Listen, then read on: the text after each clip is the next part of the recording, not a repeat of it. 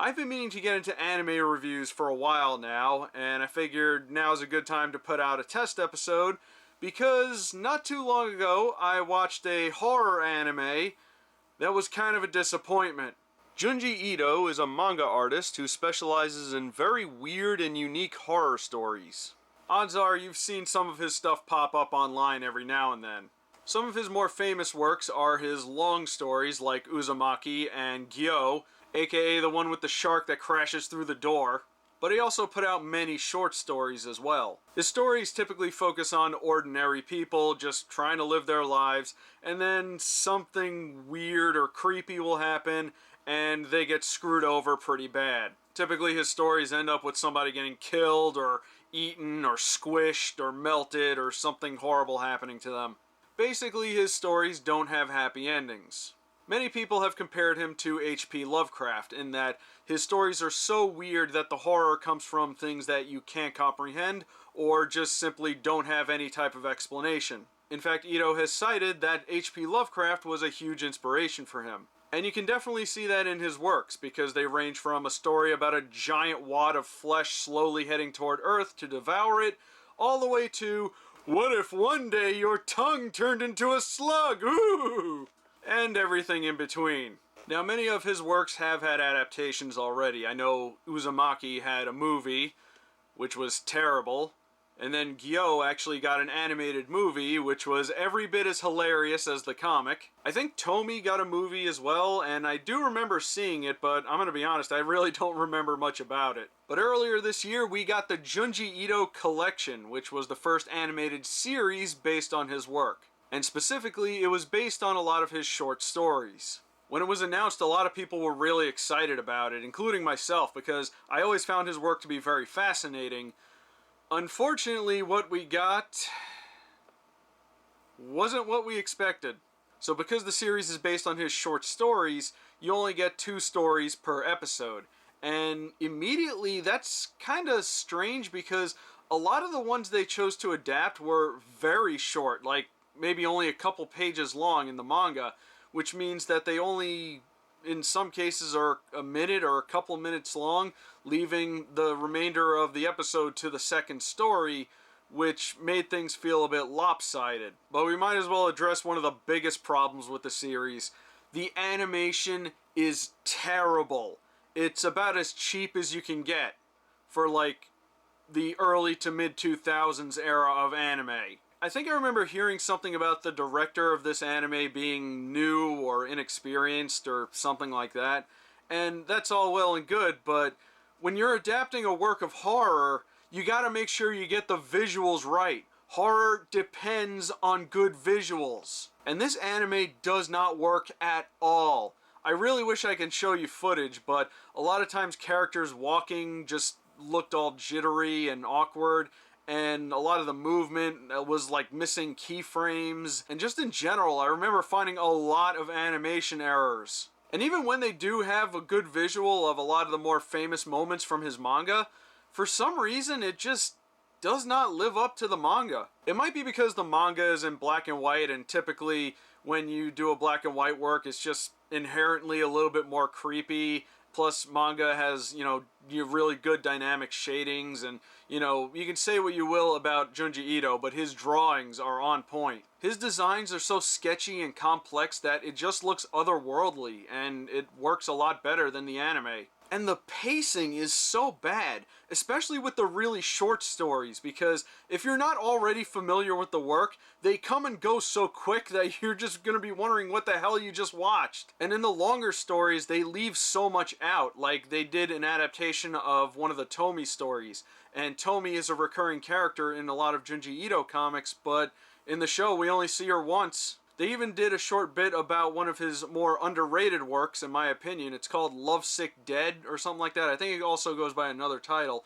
But they showed one brief episode of it, and the problem is, it's a much bigger story. I think it was like 4 or 5 chapters long, but we only get like 15 minutes of it at best. Though I was kind of disappointed they didn't adapt Enigma at Amigara Fault.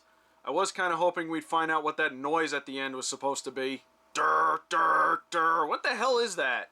And at this point, I have to admit that I've not read all of his short stories. I was familiar with, I think, the majority of them, but a lot of the stories that were shown in the anime were actually new to me.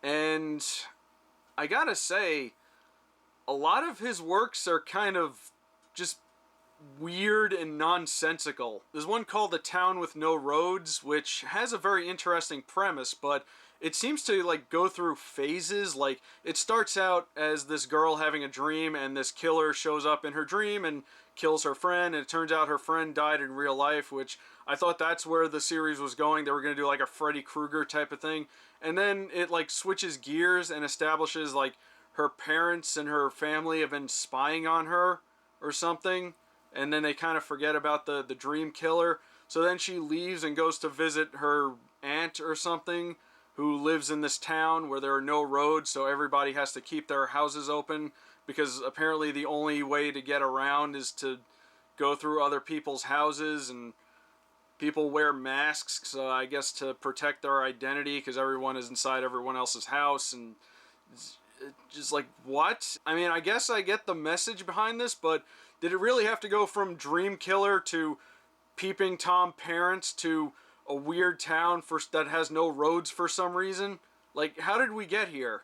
Then there was this one about these guys that were trying to make a film, and they were looking for an actress, and somebody submitted a headshot that was like this creepy tall girl who was obviously some kind of monster, and she wasn't what they needed for the movie, and they could have just moved on there. But then for some reason they contacted her to be like part of the production, even though they established that they didn't need her. And again, she's an obvious monster, but they kind of invited her anyway, and then she ends up eating everyone. They set up this horror premise that could have very easily been avoided, and at that point you're just kind of waiting for the payoff, and it's like that story is the equivalent of that guy in Austin Powers who's standing in front of the steamroller going, "No!" And they're going, "Get out of the way, get out of the way!" And he's just going, "No!" Until eventually the steamroller slowly kills him. There was one story, though, that made me laugh, probably more than it should have. It was this one about this town where it was like a tradition where somebody died that they have to be floated down a river, and they have to go underneath this bridge or something. But every once in a while, the current would cause them to veer, and they'd hit the bridge, and then they'd fall into the river. And then when they fall into the river, they become like a restless spirit or a ghoul or something. And then eventually, like, the whole town started being populated by ghouls. And I'm just, I'm going to be honest, they kept showing somebody getting pushed down the river, and then they hit the thing and they fall off. And every time... Every time the little raft they were on hits the bridge and they fell in, I was laughing. It was something funny about that. I mean, so somebody out there who have seen this, please tell me that I'm not the only one that thought that was a little bit funny. And on top of that, the whole time I was like, stop doing that. I know it's a tradition, and I'm all for traditions, but people keep falling in the waters and becoming ghouls, and, you know, I would rather, you know, not have to do that and not have my door broken down by a bunch of ghouls. But then we have Shuichi. Shuichi is one of the worst horror villains I have ever seen in anything. I've seen a lot of horror, and I've seen a lot of bad horror. Shuichi is the worst. He's a recurring character in some Junji Ito comics, but they only show him a couple times in the anime, and he's like just this kid that's really weird and disturbed, but not really much happens with him. They even establish he has powers. He has some kind of like weird voodoo power or something like that. Like, he makes dolls of people, and whenever he does something to the doll, something happens to the person. Like, the best part with him was he made a doll of this kid, and then he like dropped a fake spider on top of it, and then they cut to the kid hallucinating that he's being attacked by a giant spider. See, stuff like that is cool, but he just sucks. Like, every time he tries to do something, like, it always backfires on him, and somebody has to, you know, bail him out, like usually a member of his family or something like that. And it's just not fun, it's not funny, it's not scary, it's just It's just awful. Suichi sucks. Did I say that already? I'm going to say it again. Suichi sucks. Now, there were a few interesting stories that they adapted that I was not originally familiar with. There's one called, I think, Blood Bubble Bush or something like that. It's a very weird and creepy spin on a vampire story, which I actually kind of liked. Unfortunately, just like the rest of the anime, it's kind of held back by its poor animation. The most interesting one I saw was about this guy who went to a hospital complaining he was having long dreams. Like, his dreams were lasting a year, 2 year, 10 years, and he remembers every bit of them, even though he's only asleep for a normal amount of time. And he was also complaining that sometimes he was having nightmares and everything, and I thought that concept was really interesting, and that particular story was very interesting too, because you got to see, you know, how this whole thing was affecting him both physically and mentally, and it never seemed to get better for him. It's a really interesting concept, and in fact, I went to look up the original comic for it, and honestly, I thought the anime adaptation was better than the comic. Yeah, hard to believe after everything I've said so far, but it actually was. And the reason being is because in the anime, he was complaining about having nightmares for upwards of, 1 to 10 years, but they never went into what those nightmares were about, and that was very creepy. In the manga, he actually explained what some of his nightmares were like, and they were kind of stupid. Like, he mentioned one about how he had to use the bathroom, but he couldn't find one for an entire year, ooh.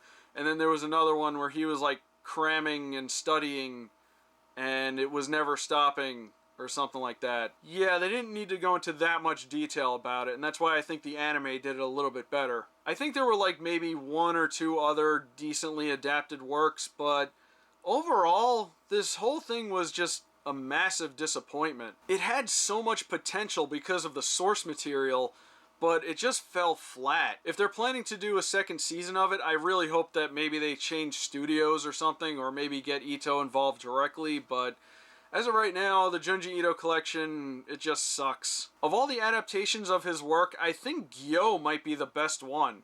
I mean, it was a lot different from the manga, and it was just a movie, so they had to kind of condense everything. And for some reason, they actually role reversed the 2 main characters, and I'm not really sure why they did that, but at the very least, it's a much more faithful adaptation. Also, the animation is a lot better. So anyway, this is kind of a test episode to see if people really want me to talk about anime. I do have a couple other titles I've been meaning to get into. So if you like this, leave a comment, hit the like button, and let me know. Until then, my name is Rob, and happy Halloween.